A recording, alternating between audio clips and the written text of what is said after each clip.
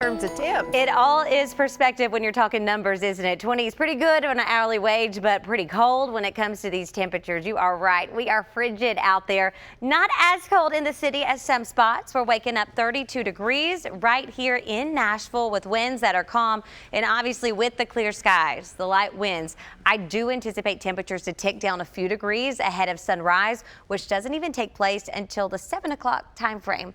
Lawrenceburg, you're waking up at 32, which is a few degrees cooler than where you started out yesterday. If you recall, you had some clouds that acted as your down comforter. It held in a little bit of that heat. Well, those clouds for you are out of there, and because of that, you're seeing a significant decrease in the way of your temperatures. Now, not everybody is under the freeze warning, but everybody is freezing. The reason for the difference is because areas in southern Kentucky, y'all have already had your hard freeze of the season. It also has to do with the planting season. Right here in Middle Tennessee, we don't necessarily have, and that's why we do have a freeze warning in place until around 9 o'clock. The Power 5 radars just picking up some ground clutter, but you can tell it has been shifted to winter mode. That's why we're seeing a little bit of that pink out there, but not looking to see any sleet, snow, or anything related to that as we go throughout the next several days because we are incredibly dry. A few clouds are down to our south, but they're not like the ones yesterday. These are upper level clouds. That's why you are still incredibly cold. That is associated with these wide bands that are bringing some heavy rain showers just about to the entire portion of Florida. Temperature right now, we're coming in 31 just over in Hopkins, 29 in Clarksville. You head your way into Lafayette, 22 cold degrees for you. Cookeville at 27, that's a 10-degree drop from yesterday.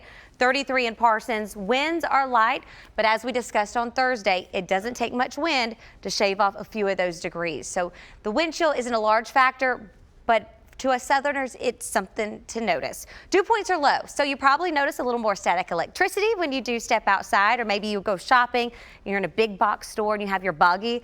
There's a good chance you'll notice some of those little light shocks taking place, as well as some extra clingy if you are wearing a skirt. As far as today's concerned, plenty of sunshine will be with us, and we're going to stay nice and dry. Here's a look over the next 7 days. Highs today will top out briefly at 59 degrees. The last we took over the past few days, that's a brief high, and then temperatures quickly follow suit. By 7 o'clock, I look for us to be at that 48-degree mark.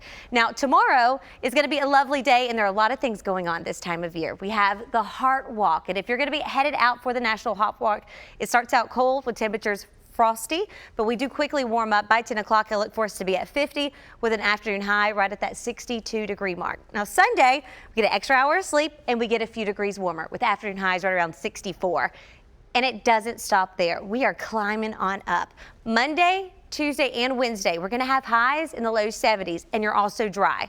Our next best chance of rain doesn't take place until Thursday, and that will slowly dip our temperatures back into the upper 60s. But hey, where we've been and where we're going is definitely a warmer trend.